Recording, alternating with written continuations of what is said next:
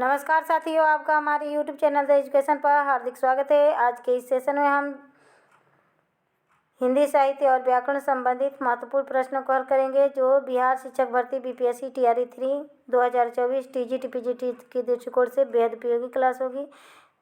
इस सेशन में हमने कुल 80 प्रश्न शामिल किया है। बिल्कुल परीक्षा पैटर्न के हिसाब से बीपीएससी में कुल हिंदी सब्जेक्ट से 80 प्रश्न पूछे जाते हैं। पहला प्रश्न है, हिंदी रीति काव्य परंपरा में रचना काल की दृष्टि से सर्वप्रथम कवि कौन है? तो हिंदी में रीति काव्य परंपरा में रचना काल की दृष्टि से सर्वप्रथम कवि कृपाराम है। वैसे रीति काल के प्रथम कवि आचार्य रामचंद्र शुक्ल ने चिंतामणि को माना है। किसको माना है? तो चिंतामणि को माना है। लेकिन रचना काल की दृष्टि से पूछेगा तो कृपाराम है। कृपाराम की प्रमुख रचना क्या है? तो हित तरंगिणी है। हित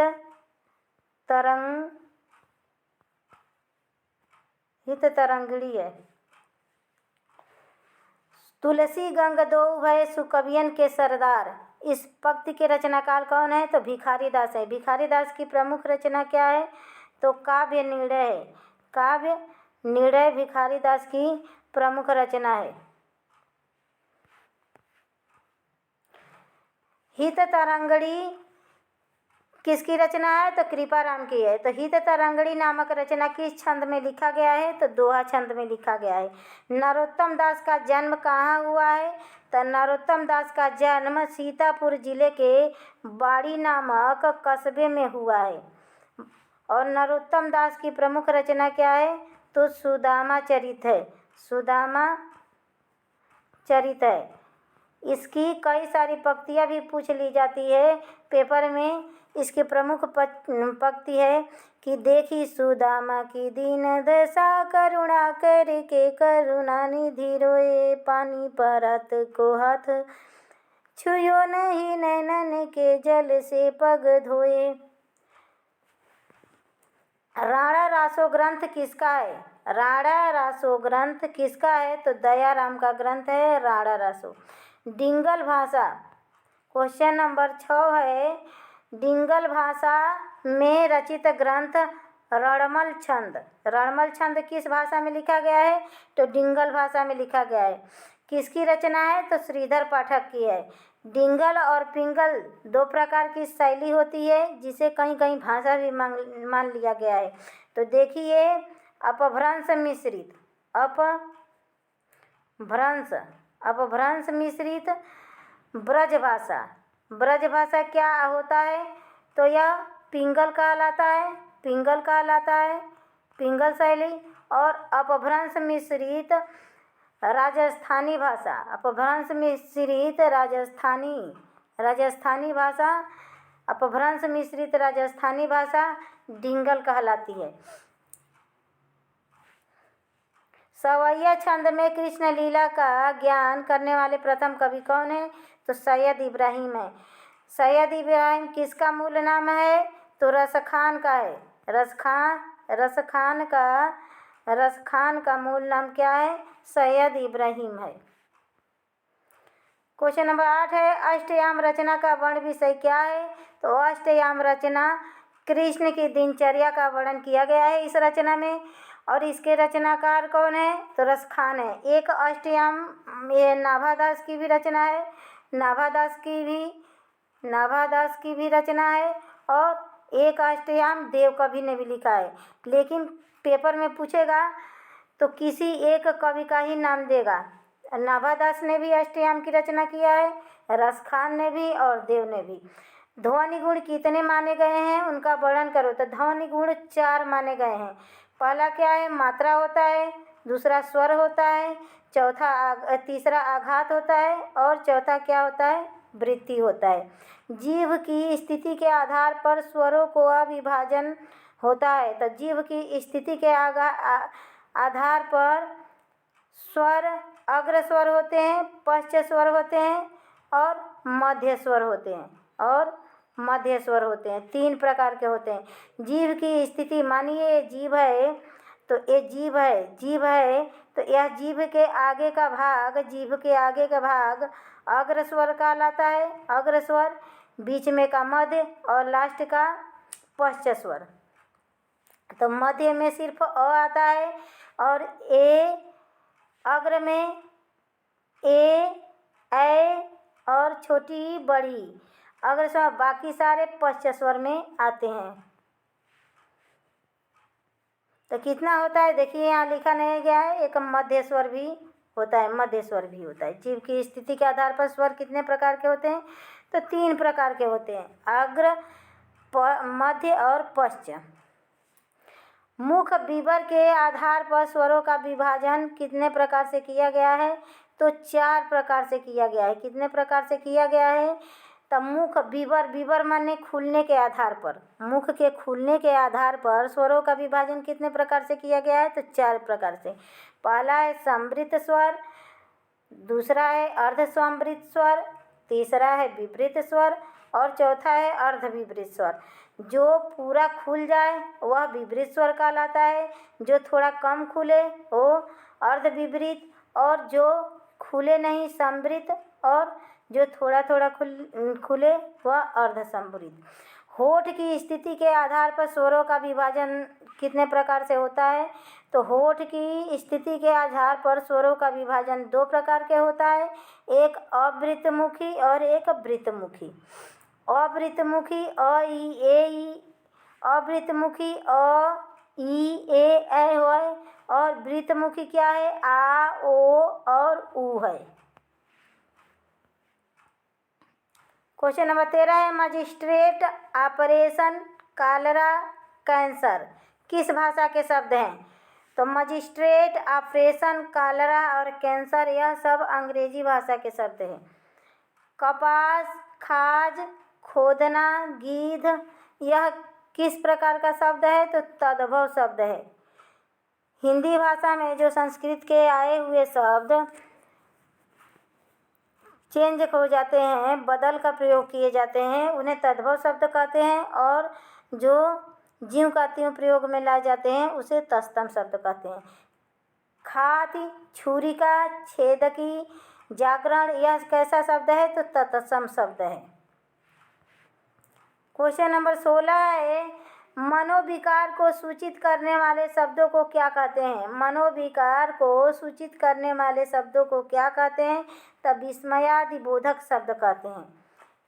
मनोविकार, विकार उत्पन्न होता है, हाय अब क्या होगा, हे भगवान मेरी रक्षा करो, यह क्या है? मनोविकार संबंधी सूचक यह शब्द है जिसे विस्मयादि बोधक चिन्ह से प्रेजेंट किया जाता है। यह चिन्ह कैसा है? तो विस्मयादि बोधक, एक खड़ी पाई नीचे बिंदु। अ और ह का उच्चारण स्थान क्या है? तो अकुह विसर्जनीय नाम, अकुह विसर्जनीय नाम। विसर्ग माने अंग और अह को, अंग को तो अनुस्वार कहते हैं, यह विसर्ग अह को कहते हैं। तो अ और क वर्ग, क ख ग अंग और ह और विसर्ग अह यह सब कंठ से बोले जाते हैं। क्वेश्चन नंबर 18 है, सिद्ध मातृका या कुटिला लिपि किन लिपियों का प्रादुर्भाव हुआ है? सिद्ध मातृका या कुटिला लिपि से किन लिपियों का प्रादुर्भाव हुआ है? तो देवनागरी लिपि 9वीं सदी और शारदा लिपि 10वीं सदी में प्रादुर्भाव हुआ है। सिद्ध मातृका या कुटिला लिपि से 2 लिपियों का उद्भव हुआ है, एक देवनागरी लिपि और दूसरा शारदा लिपि। देवनागरी लिपि 9वीं सदी में प्रादुर्भाव हुआ और शारदा लिपि का 10वीं सदी में। हिंदी साहित्य का इतिहास दर्शन किसकी रचना है? तो हिंदी साहित्य का इतिहास दर्शन नलिन बिलोचन शर्मा की रचना है। हम बिलोचन मीन्स क्या होता है? आँख, आँख से ही कहीं का दर्शन करते हैं, तो दर्शन से कोरिलेट कर लीजिए आँख का। राजस्थानी पिंगल साहित्य ग्रंथ है, राजस्थानी पिंगल साहित्य ग्रंथ किसका है? तो डॉक्टर मोतीलाल मेनारिया का ग्रंथ है राजस्थानी पिंगल साहित्य। क्वेश्चन नंबर 21 है, खंडहर लुटेरा शब्द में कौन सा प्रत्यय है? तो खंड धनहर, तो हर प्रत्यय है खंडहर में, और लुटेरा में एरा प्रत्यय है, लुट प्लस एरा लुटेरा। बुध वैराग्य और सदियों के सोए हुए जाग उठे, बुध वैराग्य और सदियों के सोए हुए जाग उठे, यह किसकी रचना है? तो रामविलास शर्मा की रचना है। कुछ पते कुछ चिट्ठियाँ और आत्महत्या के विरुद्ध किसकी रचनाएं हैं? तो कुछ पते कुछ चिट्ठियाँ और आत्महत्या के विरुद्ध रघुवीर सहाय जी की रचना है। ऑनलाइन में प्रश्न है, फटाफट आपका रिवीजन हो जाएगा।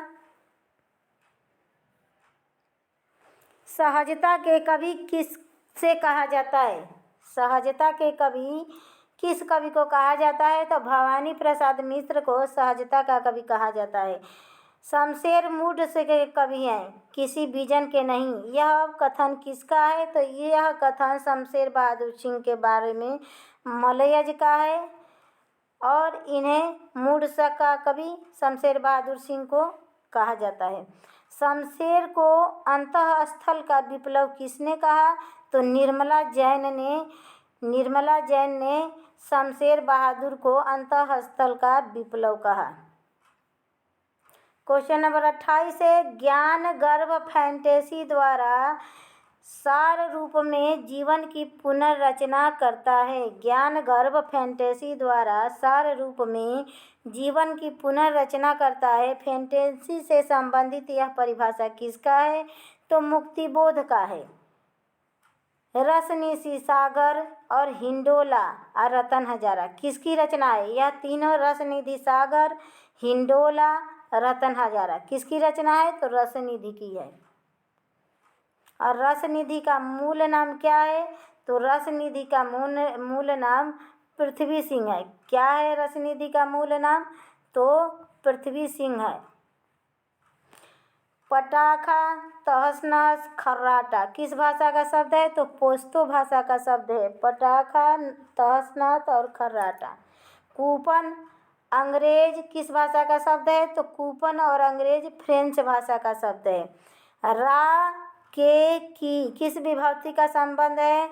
तो रा रे री का के की, यह सब संबंध बोधक विभक्ति के चिन्ह है।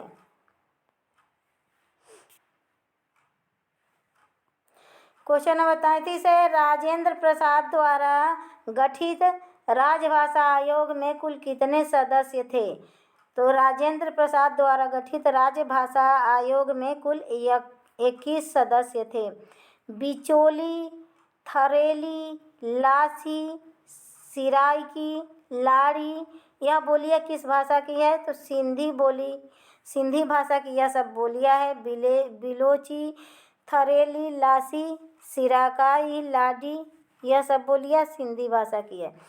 ई य स किसका उच्चारण है? तो ईचू यसा नाम तालु, ईचू य सा नाम क्या होता है? तालु। तो मतलब छोटी बड़ी, च वर्ग च छ जइया और य और स, यह इतने सारे तालु से उच्चरित होने वाले वर्ण हैं।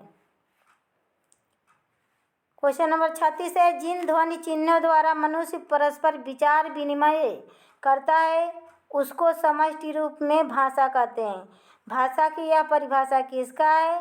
तो भाषा की यह परिभाषा बाबूराम सक्सेना द्वारा दिया गया है। प्रथम प्राकृत किस भाषा को कहा जाता है? तो पाली भाषा को। ये देखिए बीपीएससी में पूछा गया सवाल है। प्रथम प्राकृत किस भाषा को कहा जाता है? तो पाली भाषा में। क्वेश्चन नंबर 38 है, बाधा था विधु को किसने, इन काली जंजीरों से मणि वाले फड़ियों का मुख क्या भरा हुआ है हीरो से। इस पंक्ति में कौन सा अलंकार है? तो रूप का स्योक्ति अलंकार है। वीर, उल्लाला, हरिगीतिका छंदों में मात्राओं की संख्या कितनी है? तो 28 मात्राएं हैं। इन सारे वीर छंद में, उल्लाला छंद में और हरिगीतिका छंद में, तीनों छंदों में 28-28 मात्राएं होती है। क्वेश्चन नंबर 40 है, जिसके प्रत्येक चरण में 22 से लेकर 26 वर्ण होते हैं और प्रत्येक चरण में किसी एक गण की 7-8 बार आवृत्ति होती है, वह छंद क्या कहलाता है? तो सवैया कहलाता है। और छवैया क्या है? एक वाणिक छंद है। छवैया किस प्रकार का छंद है? तो वाणिक छंद है। आचार्य दंडी किस राजा के सभा पंडित थे? तो आचार्य दंडी पल्लव नरेश श्री विष्णु सिंह के सभा पंडित थे। क्वेश्चन नंबर 42 है, सलाखों के पीछे गलत लोगों के बीच दहलीज पर न्यास किसकी कृति है? तो चंद्रकांता की कृति है। कि सलाखों के पीछे गलत लोगों के बीच दहलीज पर न्यास किसकी कृति है? तो चंद्रकांता की। इस प्रकार पढ़ने से हमें ज़्यादा से ज़्यादा रचनाएं याद होती है, इसलिए हमने ऑनलाइनर प्रश्नों को लिया है। जहर ठहरा हुआ लाक्षागृत किसकी रचना है? तो चित्रा मुदगल की रचना है जहर ठहरा हुआ और लाक्षागृत। ढाई आखर प्रेम का अभी तलाश जारी है किसकी रचना है? तो ढाई आखर प्रेम का अभी तलाश जारी है मणिका मोहिनी जी की रचना है। क्वेश्चन नंबर 45 है, अंधे मोड़ से आगे तीसरी हथेली किसकी रचना है? तो राजी सेठ की रचना है अंधे मोड़ से आगे और तीसरी हथेली। बगैर तरासे हुए महानगर की मैथिली किसकी रचना है? तो सुधा अरोड़ा जी की रचना है बगैर तरासे हुए महानगर की मैथिली। सेशन पसंद आ रहा होगा तो प्लीज़ सेशन को लाइक कर दीजिएगा, चैनल को सब्सक्राइब कर लीजिएगा। टीन के घेरे में जय सिया राम यह किसकी कृति है? तो कृष्णा अग्निहोत्री की कृति है टीन के घेरे में और जय सिया राम। क्वेश्चन नंबर 48 है, आदम और हव्वा टहनियों पर धूप यह किसकी रचना? रखना नहीं है, रचना है। रचना है तो मेहरुनिसा परवेज की रचना है आदम और हव्वा। छुटकारा एक अदद औरत किसकी रचना है? तो ममता कालिया की रचना है छुटकारा और एक अदद औरत।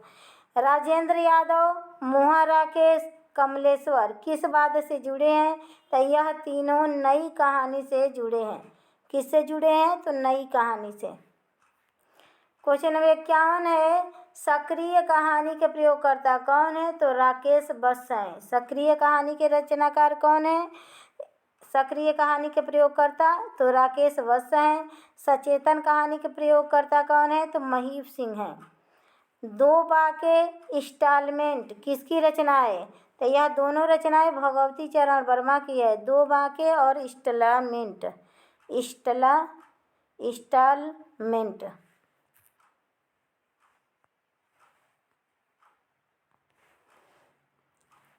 क्वेश्चन नंबर 54 है, बनमाला नंदन निकुंज किसकी रचना है? तो बनमाला और नंदन निकुंज चंडी प्रसाद हृदयेश की रचना है। क्वेश्चन नंबर 55 है, दीपमालिका खाली बोतल मेरे सपने किसकी रचना है? तो भगवती प्रसाद वाजपेयी की यह तीनों रचनाएं हैं दीपमालिका, खाली बोतल, मेरे सपने।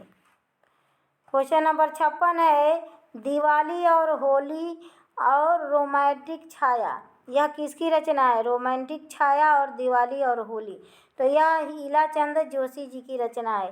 शरणार्थी, जयदोल, अमर बल्लरी किसकी रचना है? तो यह तीनों रचनाएं सच्चिदानंद हीरानंद बातिशायन अज्ञेय जी की है। पिंजरा, आकाशचारी, बैगन का पौधा किसकी रचना है? तो उपेंद्र नाथ अस्क जी की रचना है।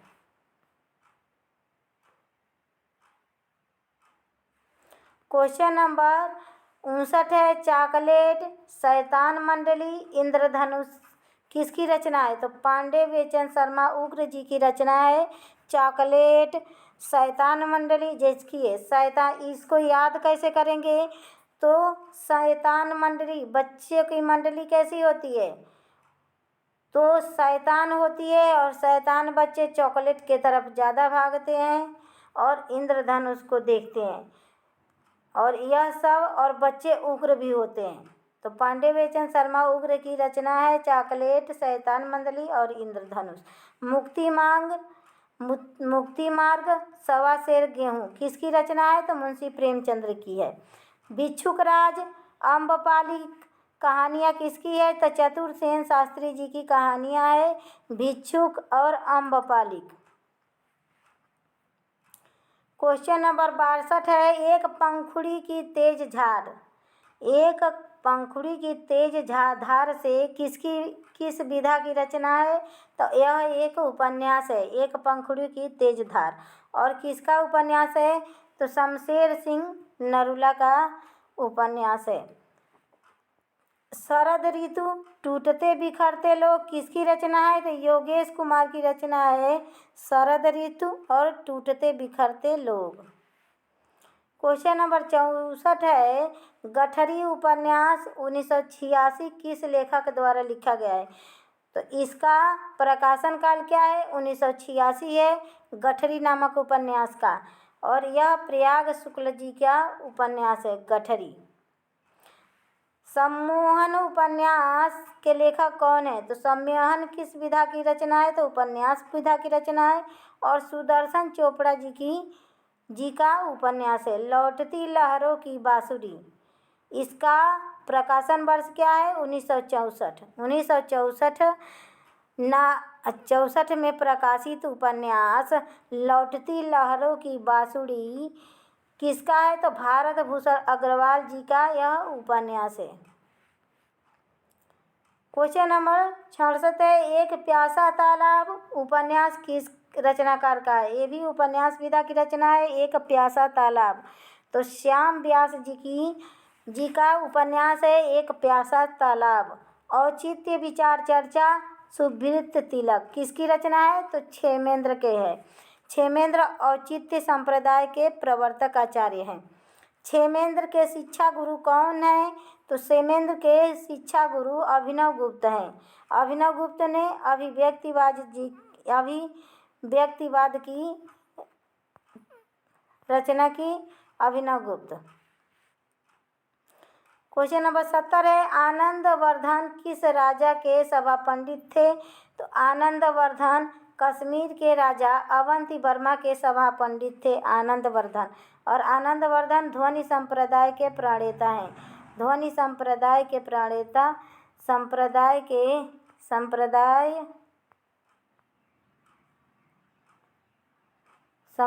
के प्रणेता हैं। अर्थभेद से शब्दभेद की कल्पना किसने की? अर्थभेद से शब्दभेद की कल्पना किस विद्वान ने की? तो उद्भट ने की।